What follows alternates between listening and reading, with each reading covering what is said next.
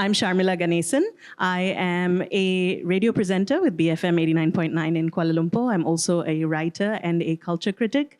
And I'm very pleased to be moderating today's panel on poetry with three poets, writers, they all wear many hats, who between them have decades of experience in literature, in writing poetry, in talking about poetry. So I'm just going to essentially introduce our guests very quickly as well. They have huge biographies behind each of them. First, we have Naveen Kishore from Calcutta, India. He is the founder of Seagull Books. Among other things, he's also a photographer, a lighting designer. He is a poet, very recently published, although having written for many years before that. And his most recent book is Mother Muse Quintet. And then we have Alvin Pang, who is a poet, a writer, an editor, a translator. He's been translated into over 20 languages. He's from Singapore. And he was also a judge with the 2022 Dublin Literary Award. And his most recent collection of poetry is Diaphanous. And then, last but not least, we have Gong from Hong Kong. He is a self-taught poet. He worked as a blue-collar laborer while writing. He writes in what he calls borrowed language, wordplay, folk stories, a very preeminent figure in Hong Kong literature. And his first translated full-length collection of poetry came out last year. It's called Moving a Stone. So, we also have joining us Louise Law, who will be interpreting for Gong. It would be amiss if we had a panel on poetry and we didn't at least hear some poetry. So we're going to kick things off with some readings by our guests. So maybe to kick things off, we have Naveen, who will read a piece and talk us through a little bit about what the piece is about. A little bit of context. Okay, not the piece so much as perhaps the book. So this is called Mother Muse Quintet. And it's about my mother Prem, who I used to call by her name, which was a privilege of sorts, because as a young person, you grow up listening to other family members calling older people by their name. The only time I called her by her full formal address, which is Mrs. Kishore, was when I needed cash. So she was Mrs. Cash and that kind of thing. Otherwise, it was always Prem. So Prem decided to slip into a fog very slowly.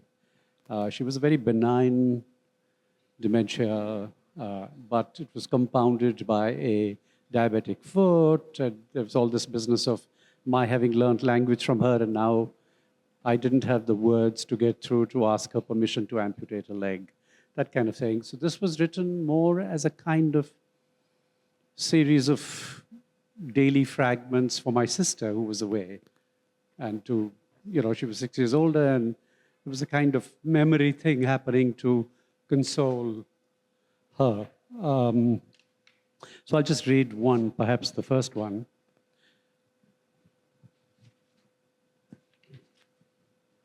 And if everybody screams for more, I'll be on the street in about an hour.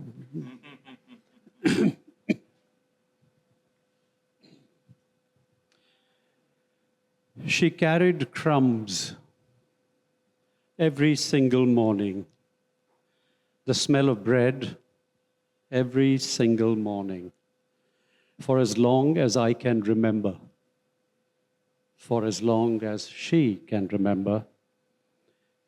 She never forgot to scatter the crumbs in every conversation, like puzzles or clues, to help her find her way home later, much later, when the mist from over there would begin to rise, stretch out, start to take charge, like the inevitable damp, cling to things in and around her. Then those scattered clues, like markers in a treasure hunt, those planted hints, they were the advance guard in a war that would surely take place.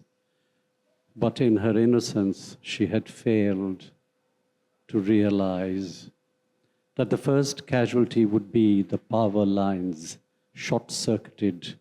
The enemy would cut off her ability to recognize, to recall her master plan, to recognize the very signs she had so diligently left in place.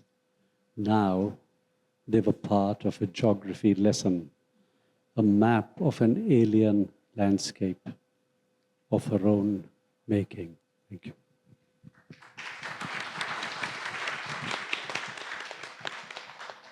Thank you, Naveen. I have many questions, but we'll get back to them later. Alvin.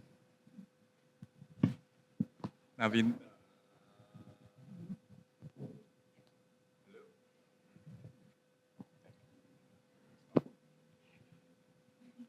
Can you hear me? Is it good? Thank you. Naveen, that was beautiful, and I love how the ending of that poem had our theme in it, the terra incognita. Mine too, the poem I picked speaks a little to that sense of a geography that is both familiar and yet made strange. And there's a bit of a story behind it, which I will tell. So it's a poem about Singapore, but it was provoked not by reflection so much as by outrage. And increasingly, I don't usually write out of anger, but once in a while it happens, right? And this particular incident came in February 2017, so a number of years ago, where there was this sitcom, this British sitcom called Cold Feet. Does anybody know the British sitcom Cold Feet? So there was one particular episode that was set in Singapore, right? And they filmed it on location in Singapore. And they famously, this was reported in the news, that when they went back, the producers back in the UK were not happy because they said it didn't look like Singapore. It was too English, the buildings were too neoclassical and so on. So they actually photoshopped the authentic footage of Singapore that they had shot, and they introduced, they changed the English road signs to Chinese road signs. They added, gaudy red lanterns, so on and so forth. We had to make it look a bit more like Singapore, given it was Singapore, that's quote unquote, right? Which I thought was hilarious, and it provoked this particular piece. Now, the piece was written in the sort of Singaporean vernacular that some of you here would know, and it's not very dissimilar to what you have here. We call it Singlish, colloquial Singaporean English. And those of you who know a bit about Singapore might know it's kind of poo-pooed by the Singaporean government. We actually have a campaign in Singapore called Speak Good English Movement. There is even a website. And the idea is very simple, you see. It's like if everyone spoke what they really spoke at home or in the markets that had developed over, the past 100 or so years organically, if we spoke that instead of the Queen's English, then, we can't do business with the world and we would collapse and, our dollar will drop and things like that. And that would be bad. And so they created this campaign to encourage all of us to speak proper English. We can't have Singlish in our official media, on TV, things like that. But of course, we writers are a little naughty, so we use it once in a while. I don't use it a lot, but whenever I get angry, I break out into Singlish. So, not spotting lah. Make people go extra, draw snake, add leg mile to make this place look more like its own self. You see lah, all those years of speak good English, until now people cannot tell this from Manchester. Got tall building, got people, mountain people, see shopping center crowd, got rain, got grumpy taxi driver, got rush hour traffic, got Scottish bridge, even got big grey building with fake Greek columns, just like theirs. Always like that. Die must sapu all their Angus Ross until they give up and cancel. Cannot just be humble, know your place, pretend not to understand, smile. Dog mouth cannot grow elephant teeth, understand? Asian road signs must be Asian. Asian buildings must be Asian. Asians must look Asian. Cannot be too clean or white, a macam London banker. If not, wait, next time people confused, trouble elsewhere, how? Tax incentives wasted. Tourism board angry. Then finish. This kind of Japalang, not 3, not 4 island, who wants to come?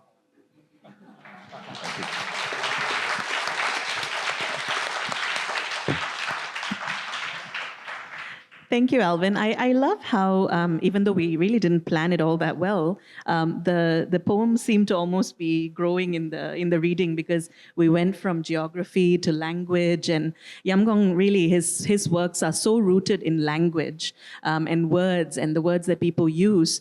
So Gong will be reading in Cantonese, and then Louise will be reading an English translation of his poem. 好高興嚟到咁好、咁美麗嘅城市、咁好地方，更加羨慕咁容易、咁鬆容去講啲咁有意思、咁深刻令人好有感動嘅關於詩歌、詩歌嘅言説詩歌嘅朗誦我嚟會讀幾首詩希望大家去忍受，亦都享受關於廣東話，同埋我有好嘅朋友嘅翻譯。I'm very happy to come to this beautiful city and to enjoy this wonderful poetry reading with a lot of sentiments, emotions that relates to my heart. And in the following, I'm going to read a few poems that you may have to bear or to enjoy, which was translated by my friends. And this is translated by Canon Morse. 我會借呢個機會讀幾首詩，希望短短好快出去讀。我第一首係叫做《逝水黑舟》，係來自中國3個成語嘅。So this is the first poem is called "Knock the Gunwale to Mark the Current," which draws from 3 Chinese expressions. 一個叫緣木求魚，我哋攀完一棵樹去捉一條魚。The first one is to climb the tree to find a fish, which means that you want to get a goal, but with failed means. 第二個係刻舟求劍，一個人坐船嘅時候跌咗把劍，佢要執翻嗰把劍，佢就喺自己嘅船裏邊畫一個痕跡。佢話遲啲我嚟執翻佢啦。The second one is to carve on the boat to find the sunk sword, which also means that you cannot find it because the boat is going away and you cannot just by marking on that boat. 第三個係滄海桑田，世界係由陸地變海，海又變陸地。The third one is the field and the sea, which means the world is always changed from the sea to the field and the field to the sea. 我而家讀嘅就係逝水黑舟。我攀完樹上捉到的魚，在你手中化作鳥兒飛走了。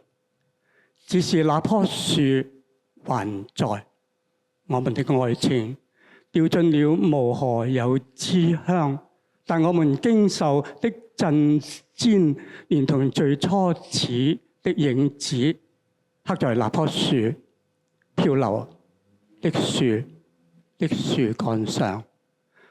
唔愛，我們的星球還在，那旋轉的巨大雲源還在，我們泛舟洪水怅然相望。哦，逝水之上已逝，不逝之一刻還在。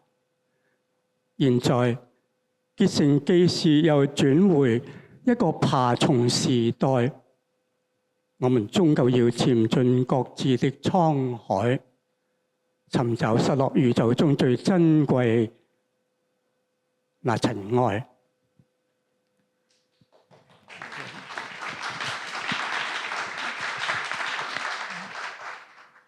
Knock the gunwale to mark the current.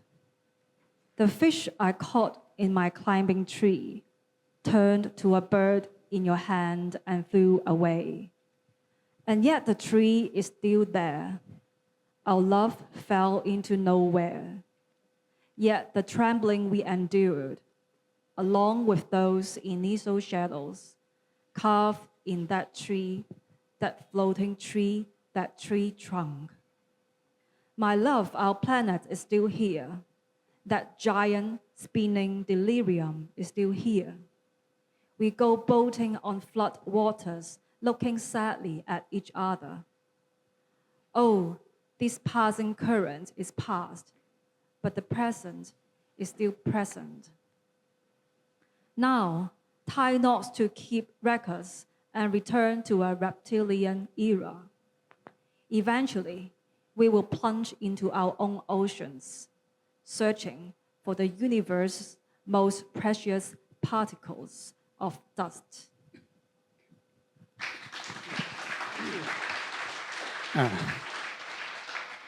第二首長者獨居，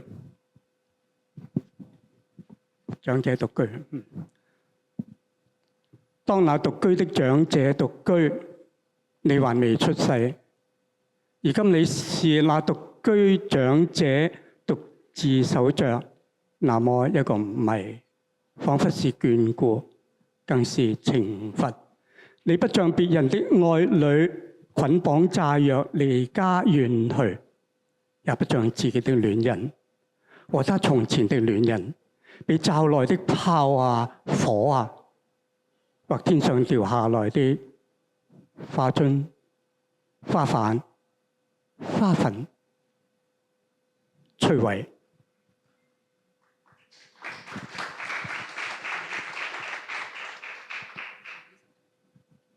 The elder lives alone.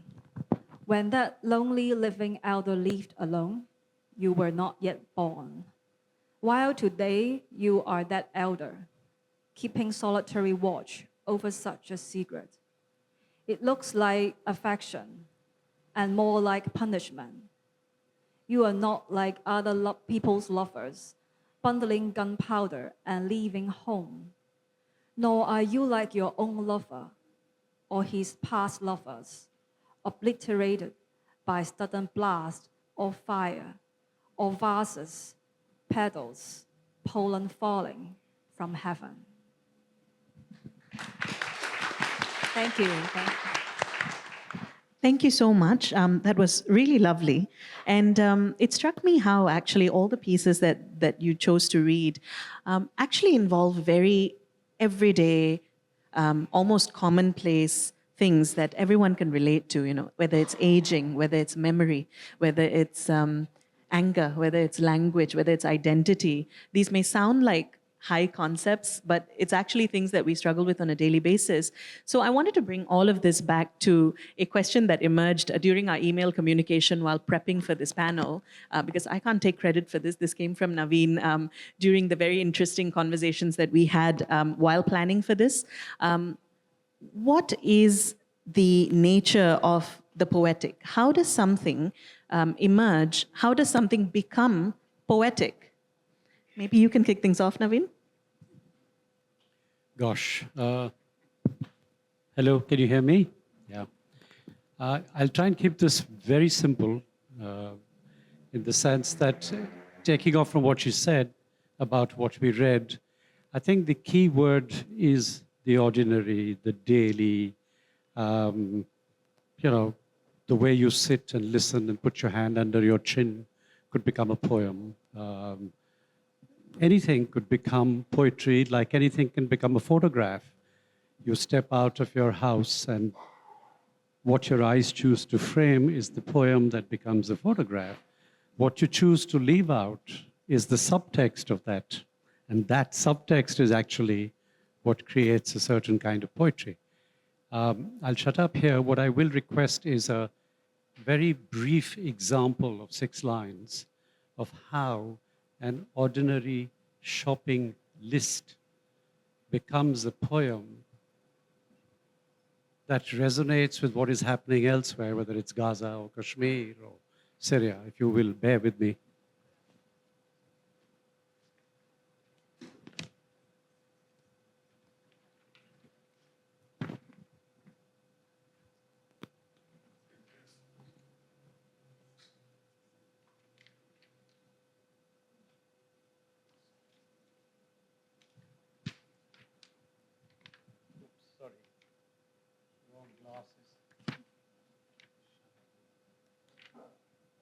Is it not?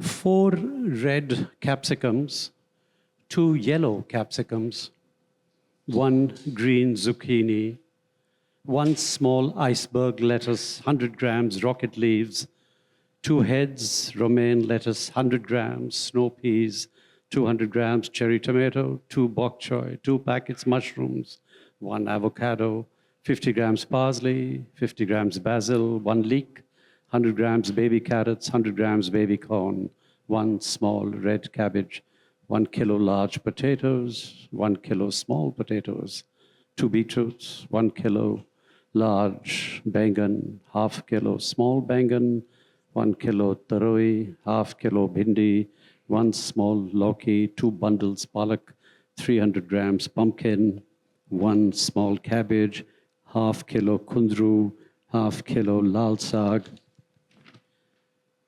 3 capsicum, 1 bundle lal sag, 1 bundle kalmi sag, 200 grams dhania patta, 100 grams pudina patta, 1 kacha aam, 12 nimbus, green chilies, 1 watermelon.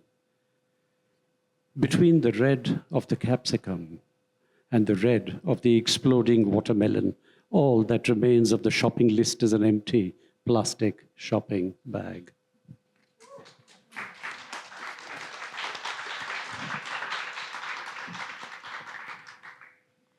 Gong, what about you? Where is the nature of the poetic for you?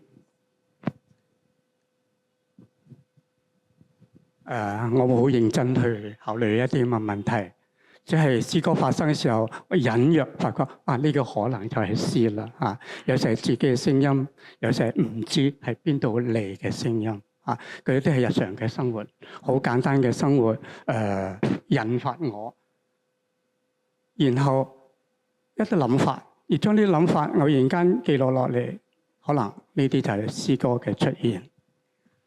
Sometimes I do think seriously about these questions, and words just come out from me. Sometimes I know where it comes from, sometimes I do not. Sometimes it's just something that I heard in my ordinary and daily life, and I call it poetry. 譬如有次個女好細個時候，我叫錫爸爸，佢唔錫爸爸啦。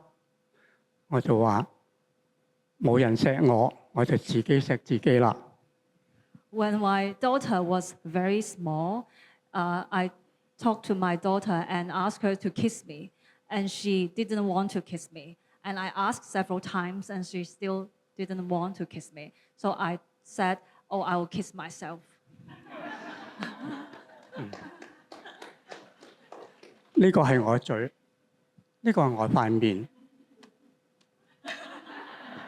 就係呢個動作，佢就笑下，就有啲聲音出現，記錄落嚟文字就變成一首咁嘅詩歌。Yeah, and he acted like that, and then his daughter laughed, and then with some sound, and then it becomes a poem that Gong is going to read.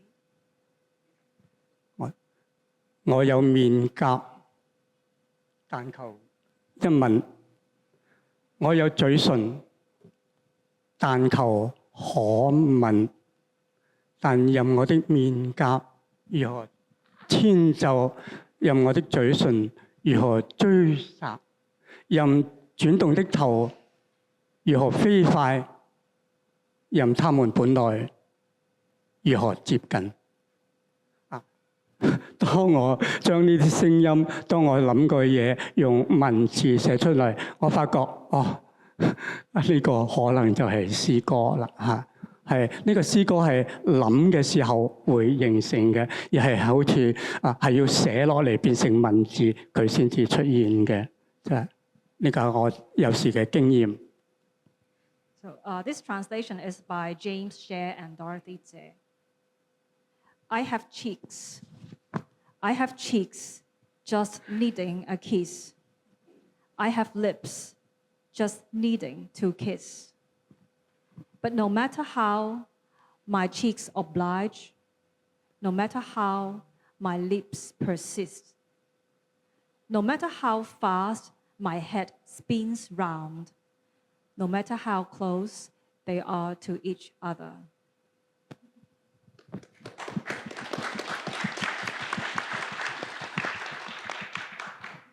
Alvin? Okay, it's up to me now. The more I think about this question, and I've thought, well, I've been asked this question, obviously, over the years. The more I think about this question, the less serious I can be about it. Because, increasingly, I think the poetic has to do with the inarticulate, the unformed, what Audre Lorde, has talked about in terms of the not yet born, right? The ideas which are fundamentally about the babble, what happens beneath the surface of rational language, what is about to be imagined that we haven't had a name for. So the short answer is I don't really know what's the nature of the poetic. Ask me tomorrow after a few whiskeys, the answer might change. Right now, I guess what I can say is language, any language is full of ghosts.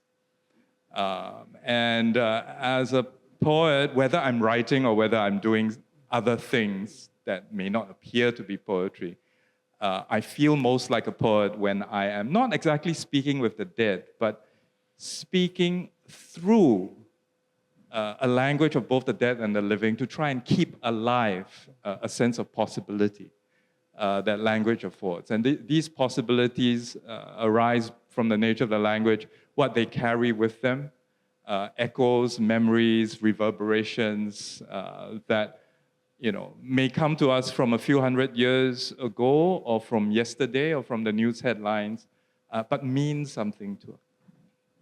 Alvin, that said, right, poetry does have this reputation for being inaccessible, perhaps, or inscrutable, perhaps snobby, very atas, as we would say here.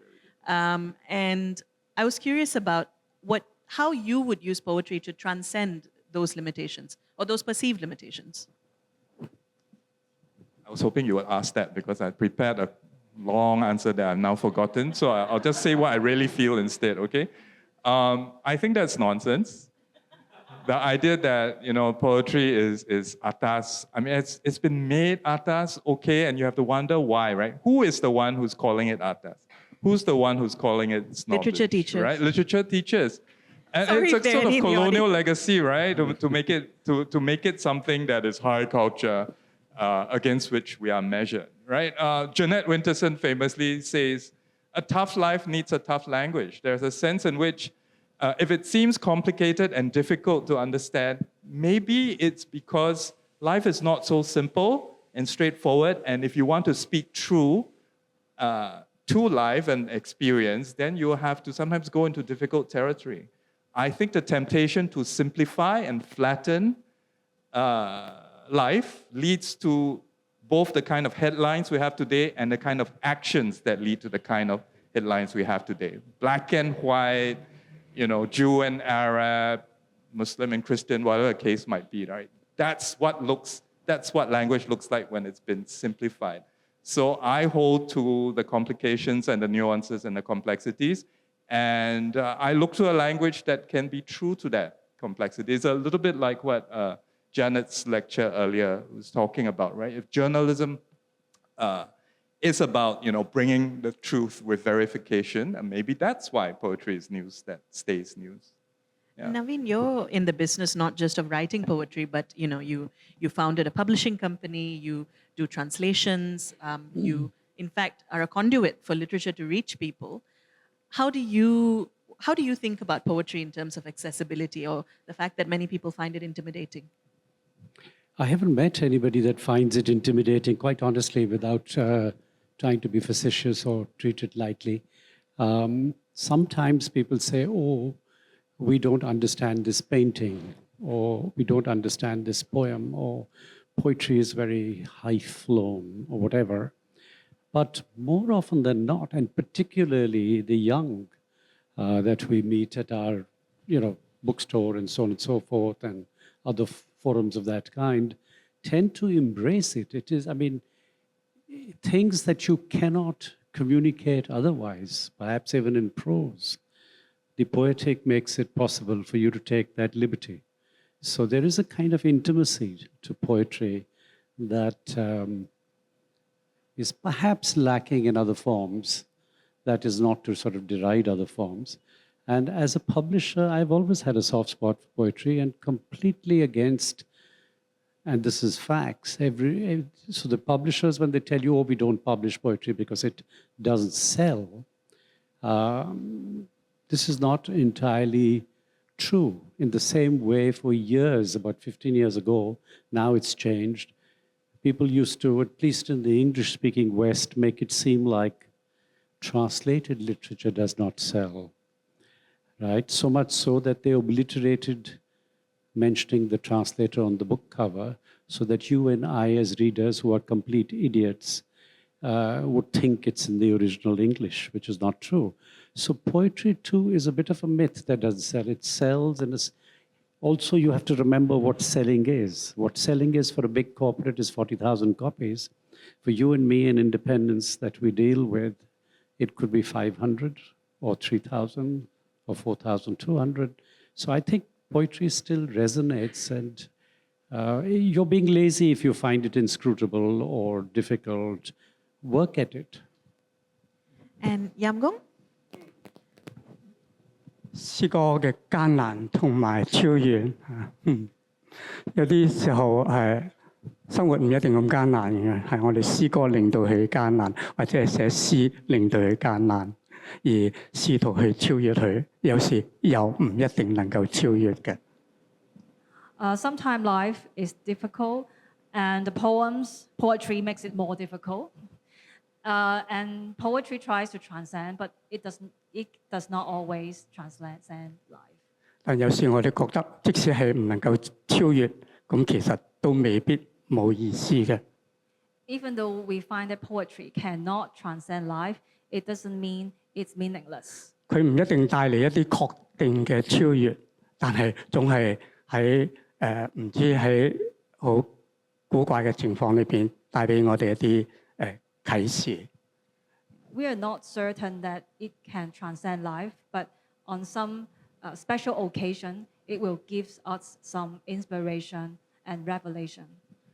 我試下分享一首詩歌，本來唔係咁簡單嘅嘢，我哋令佢變得好複雜。陰謀不沾染世界。作為陰謀家，活在沒有陰謀這世界，其苦可想，其樂可想。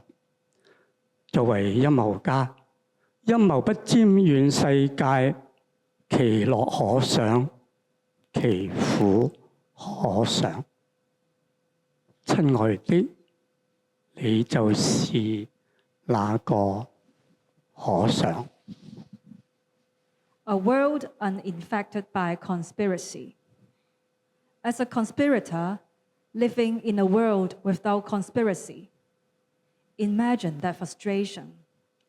Imagine the joy. As the conspirator, conspiracy doesn't infect the world. Imagine the joy. Imagine the frustration. My dear, you are that very imagination. 我寫頭嗰兩段其實都係想希望第三段去超越佢嘅，但係發覺唔得，反而帶嚟更大嘅一啲困惑，但係幾好啊，享受呢個困惑。When I wrote the first two paragraphs, I want the third paragraph to transcend the first two, the last paragraph transcend, but eventually it doesn't really transcend, but still I feel it's good. Or it brings, or it's good to bring some more confusion to the reader. It's okay to be confused sometimes by poetry. I think we'd all agree. We will get back to the questions that we've discussed, but I did want to periodically open the conversation up to questions from the floor.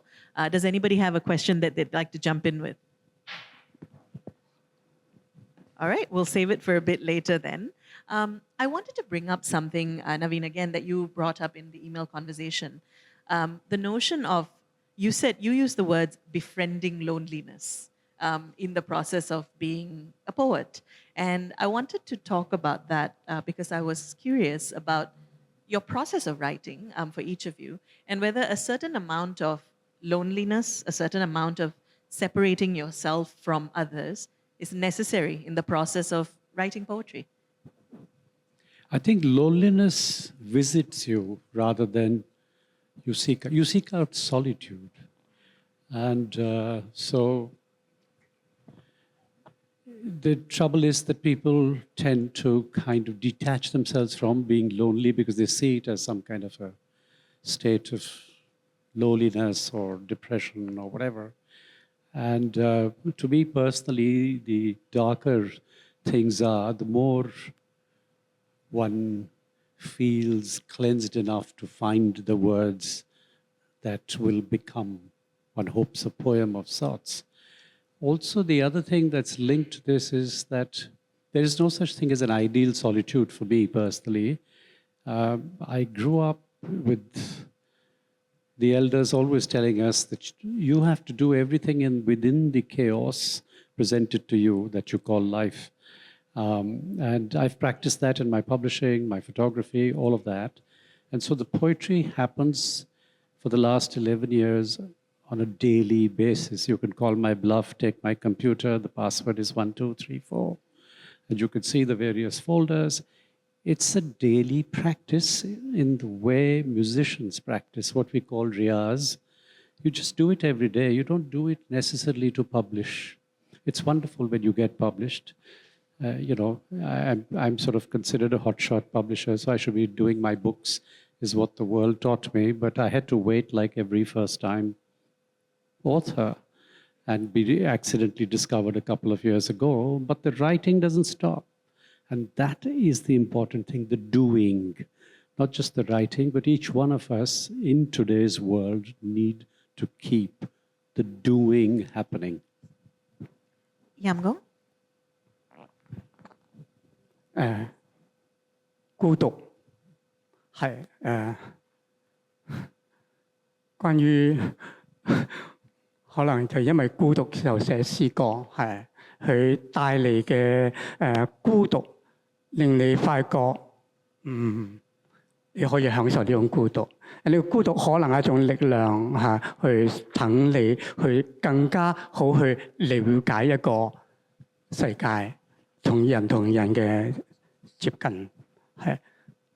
So when you write my poem in a lonely state, I start to enjoy the loneliness, and sometimes it becomes a power that you can connect with other people, with friends and strangers. 孤獨嘅到來可能就係打破一啲我哋平時習以為常嘅，認為好必定係應該要咁樣做嘅嘢。When loneliness comes, it is to break down the rules and some standards or expectations that we have in our life. 就因為孤獨嘅時候，好多千奇百怪嘅諗法都會發生，係。When you are alone, there are many strange thoughts that would come to us or come to you. 而呢啲千奇百怪嘅諗法同某啲事件合埋一齊嘅時候，佢帶你去一個你以前唔會想像，或者係唔同嘅聲音會出現去啟發你。When these strange thoughts come to you, they will bring you to a new world or realm that will inspire you.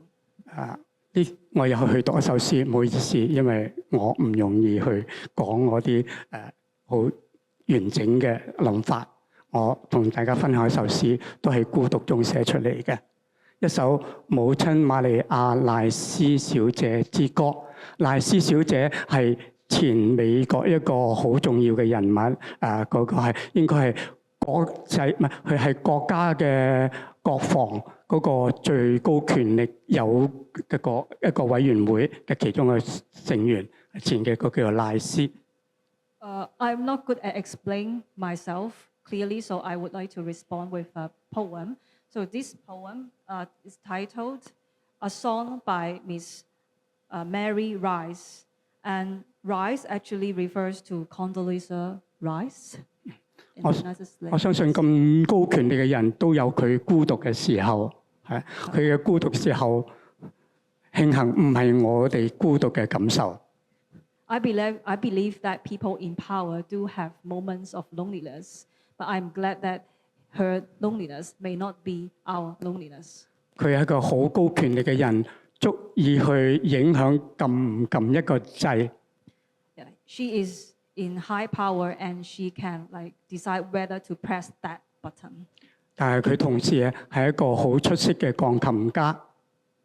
But at the same time, she is a very professional pianist. 一首母親瑪利亞賴斯小姐之歌，給我哋母親。賴斯小姐準備按掣的手，從右放在琴鍵上。從加勒比海到黃海之濱，密西西比剛果河、尼羅河，流淌着美妙的琴音。各地的人都用各個不同的聲音樂音 jam 進去，不同的節奏迴旋平衡，錯雜起伏流連，像眾手搓麵團，眾手整餅磨烤或發酵。人們當然不知道賴斯小姐準備按掣的手，差一丁點兒便碰觸那些大爆炸、大裂變。上帝降臨對他這樣說：之前我唔會同你講，之後都唔會。但當你按下掣之後，你唔好話上帝啊，我當時唔知道。縱使我現在證明，你確實唔知道。這就是我們看見賴斯小姐一路彈琴，一路淚流滿面的原因。看到啲人，聽到啲人感動不已，因為你知道嗎，朋友？母親瑪利亞這樣唱，又這樣說 ：Let it be, let it be。每一個明日之後，總有一個明日之前。這彷彿是一個恩典。哦，這彷彿就是恩典。A song from Mother Mary and Miss Condoleezza Rice for my mother. Miss Rice's finger on the button is at the piano again. From the Caribbean to the shores of the Yellow Sea, to the Mississippi, to the Congo, to the Nile, the piano's lovely sounds surge forth. People all over the world jam in different voices and keys. Various rhythms spin, run in parallel, jumble, undulate, and linger. Like so many fingers kneading dough, so many fingers making leavened or unleavened bread. People don't know, of course, that Miss Rice's finger on the button almost touched off those massive, explosive reactions.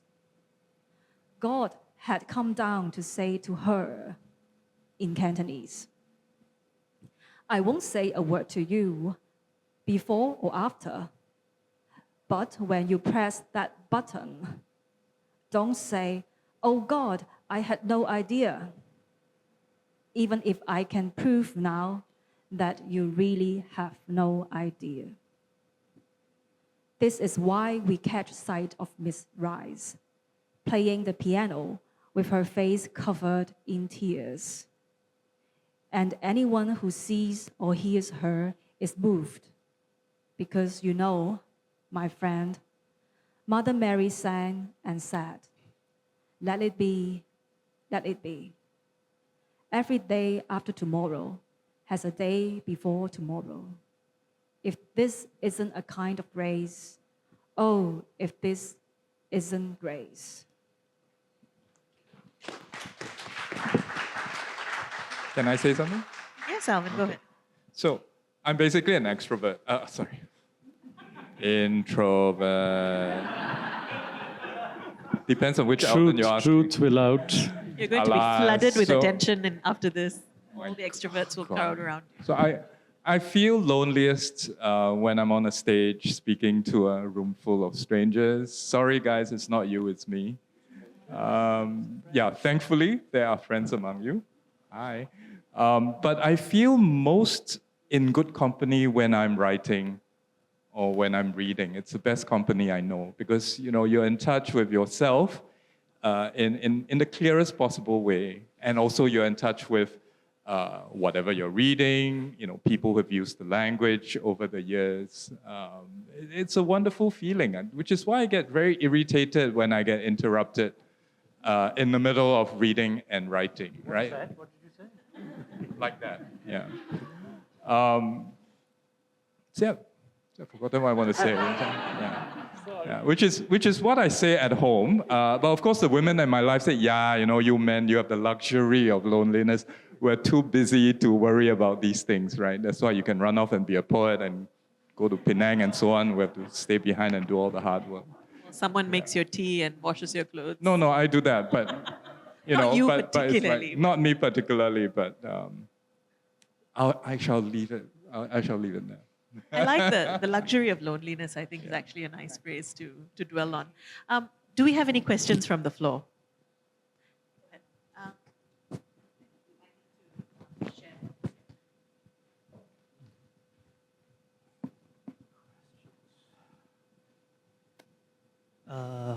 Hello.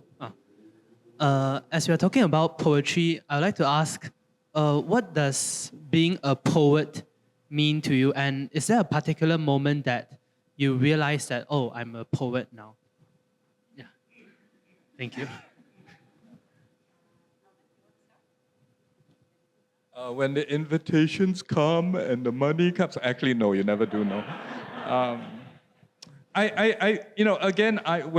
I stop feeling estranged from the world, where I feel like, this is what I know, this is a way in which I can grapple with a world that's bigger than me and more confusing than me.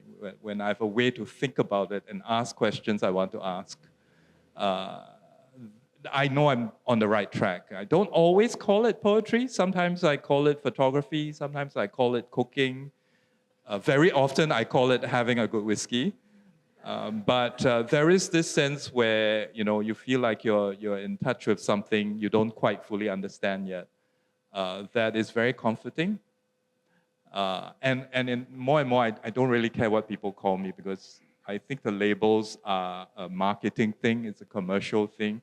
I write books that bookstores hate to stock because they cannot decide where to put it. It's like put Singapore section or international section or pro section or poetry section. What is it? And then sometimes the book spine has funny things sticking out because the designers have got too much time on their hands and then they cannot shelve it properly.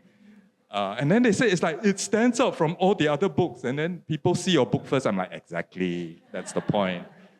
So I think labels are less important. That feeling that you're doing something meaningful, whatever that means to you. I think looking for that meaning, it's what's important to me.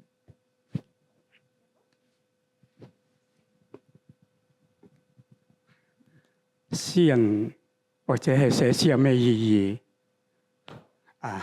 作為詩人有時係好尷尬。呢個尷尬有時喺屋企出現更加尷尬。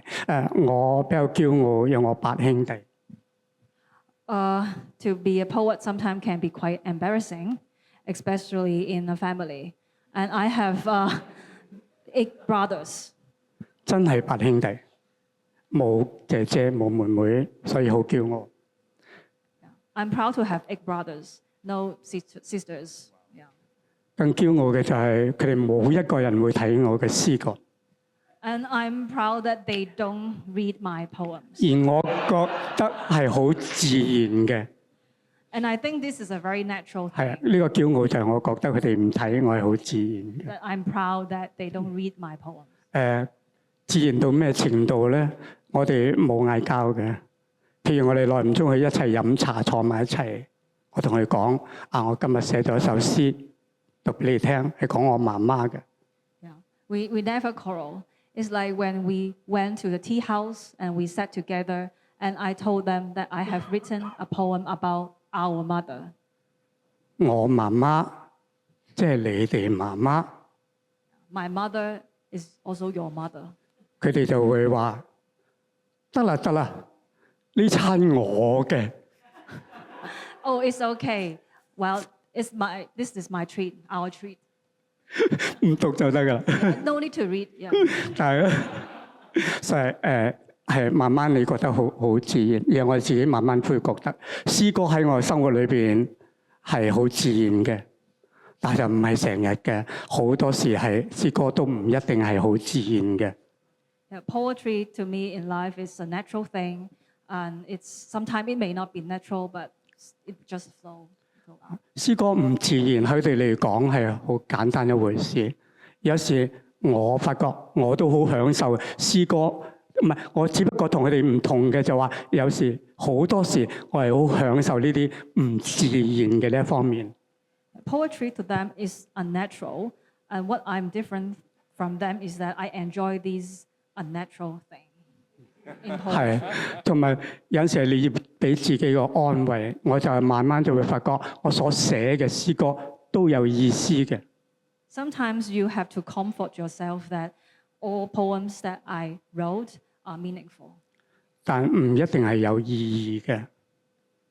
but they don't really have to bear meaning 而家呢個意義係由其他人係賦予我嘅。 because that meaning is what others give to 如 me. 果佢唔俾面，好似我幾兄弟都唔俾面我嘅時候，佢冇意義嘅。 If others, just like my brothers, they don't give meaning to me or to my poems, these poems are meaningless. 但係無論有冇意義都好，我本身嘅詩歌係有意思嘅。 So whether if they have meanings, my poems are meaningful. 我自己係咁成日氹自己嘅。 I always comfort myself in this way.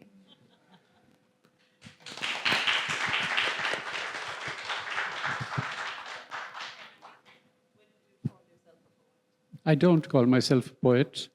Others do when they appreciate something or, yeah, I don't think you have to arrive at being anything. I think the important thing is to carry on doing stuff you want to do. Also, the thing about poetry is that each one of us is a poet only because we appreciate something done by what you call other than you. That is the joy of poetry. You know, you find wonder. Children do that all the time, constantly. And we tend to lose it as we grow older.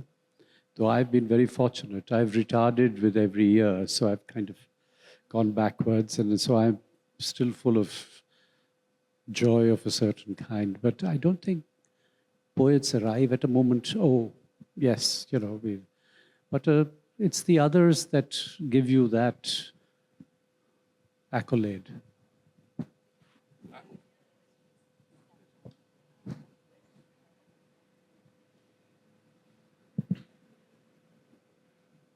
Can you hear me? Can you hear me? Yeah. Right. As a person who writes poetry, I've really appreciated this conversation a great deal. And it seems to me that I hear a very common what I perceive to be a misunderstanding of poetry is that one ought to understand it. You don't have to understand it, you can experience it. So as a writer of poetry and as a reader of poetry, it is the experience of the language that gives me the greatest pleasure. And to me, the language can be like doors or portals into experiences. So you can never hope, nor should you expect to exactly experience what the poet is trying to say. That's impossible. So I think that people have mistaken wrong expectations of poetry, and then therefore they think they cannot understand it. And so they've gone on the wrong track. So I just wondered what you think about this idea that it is not a question of understanding so much as experience or embodying or, intuiting something of oneself through the portal of somebody else's language. You connect to it through your own experience. No. Yeah, go ahead, you go ahead. Go ahead. I think it was a McNish poem. A poem should not mean but be, which is exactly what you're saying, Lydia. The idea that I mean, I don't understand Mahler, but they keep churning out the stuff, you know, these Germans. I think part of the sort of common resentment of poetry and the characterizing it as, you know, sort of highfalutin and atas and so on, it's, I think to a certain degree it's self-serving. There's a lot of sour grapes. You know, these people look like they're having way too much fun and I'm not in their club, you know. They must be doing something awful and unnatural or, you know, not serious, right? Because how can someone in this modern, difficult world be immersed in something so purely joyful, playful, fun that they seem to do even though they're not making any money out of it? How can this be allowed, you know? There must be something wrong with it. Well, I think that's exactly why it matters, right? That we do something that isn't for the dollar, as it were, isn't for the, you know, the teleological, that end point, right? That is pleasurable for the sake of itself, that we indulge it because it's meaningful to us and that it's fun as an experience. So there is a lot of that, I suspect. That's my take.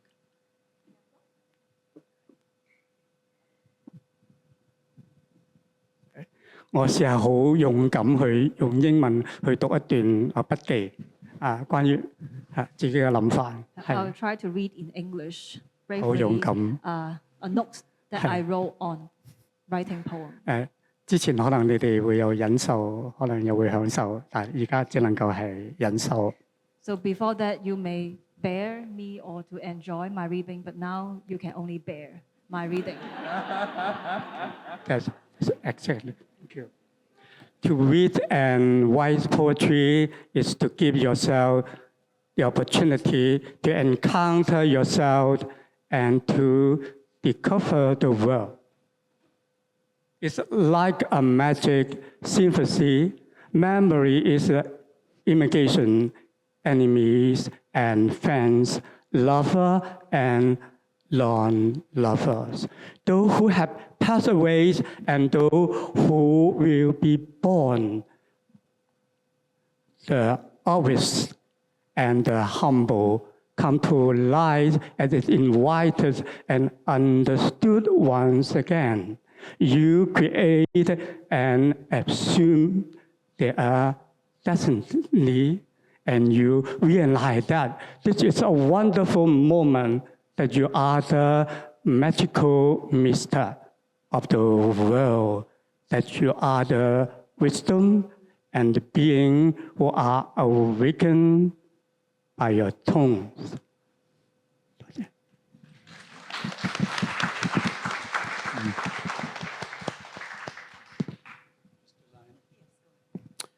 Just a short line or lines. The sun in a boat being ferried to the other side, bearing light, bearing light.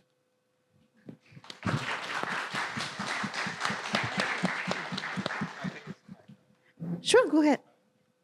Did you have something you wanted to close with, Alvin? Yeah, I'm just looking for it. Sorry about that.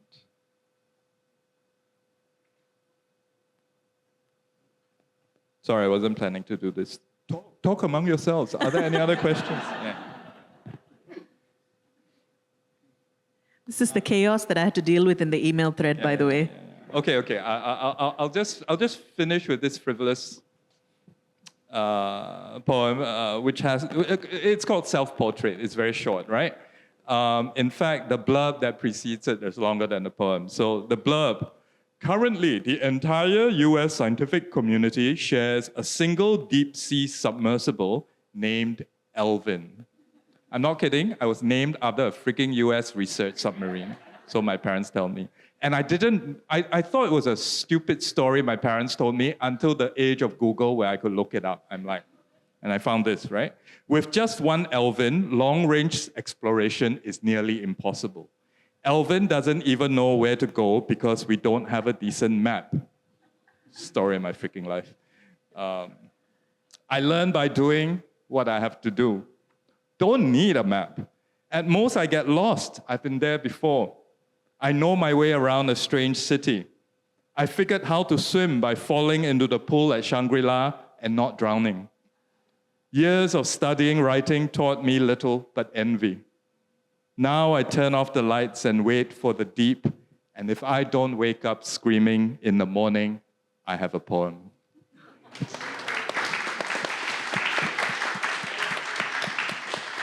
We are unfortunately out of time, but thank you so much, Gong. Thank you, Alvin. Thank you, Naveen. And thank you, Louise. Another big round of applause for our panelists.